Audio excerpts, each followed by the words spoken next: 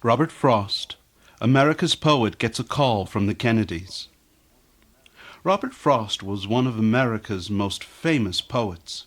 He was born in California but moved to Massachusetts when his father died. Robert was 11. 15 years later, Frost and his wife moved to a small farm in New Hampshire.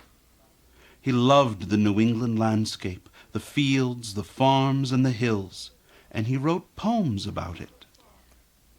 Robert Frost, Robert Frost, you wrote poems, wonderful poems. Well, it's true. I wrote every chance I got. But I had a family to support, a wife and 4 children. I taught school and I farmed. I wrote poetry at night after farming all day. Is that when you wrote your famous poem? Is that when you wrote your famous poem, Mending Wall? Yes, my neighbor and I were fixing the stone wall between our farms. I didn't like fences, but he said, good fences make good neighbors. That evening, Robert Frost wrote Mending Wall. Something there is that doesn't love a wall. He is all pine, and I'm apple orchard. My apple trees will never get across and eat the cones under his pines, I tell him. He only says, good fences make good neighbors. Walls, walls, all kinds of walls. Fences, fences, all kinds of fences. Neighbors, neighbors, all kinds of neighbors. Life was difficult on the farm, so Robert moved to England with his family. Life was better there. The people loved his poetry, and slowly he became famous. But in 1915, the family had to return to America. We have to return to America. War has begun, and it's too dangerous to stay here. Yes, we should return.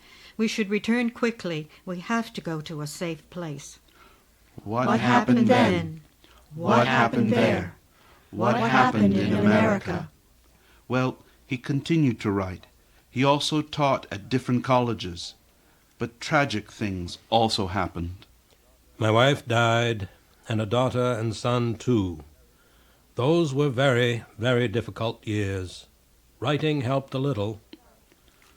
Life was tragic, very, very tragic.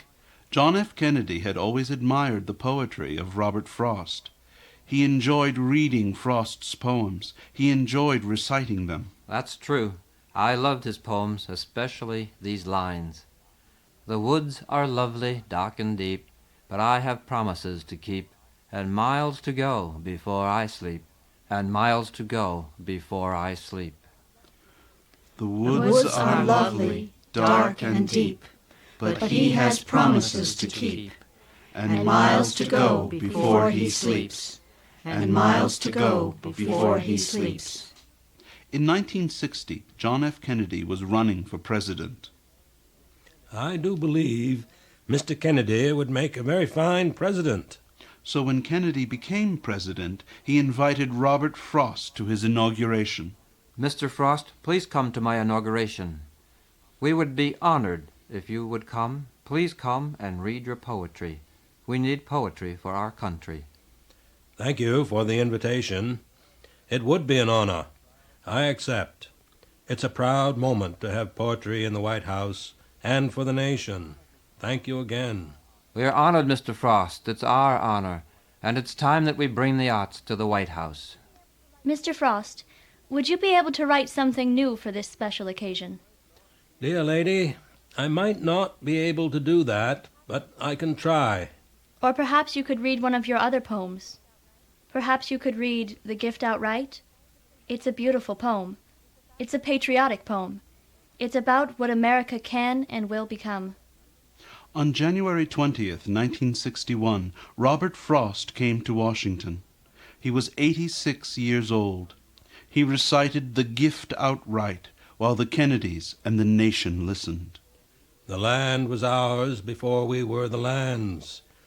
She was our land more than 100 years before we were her people.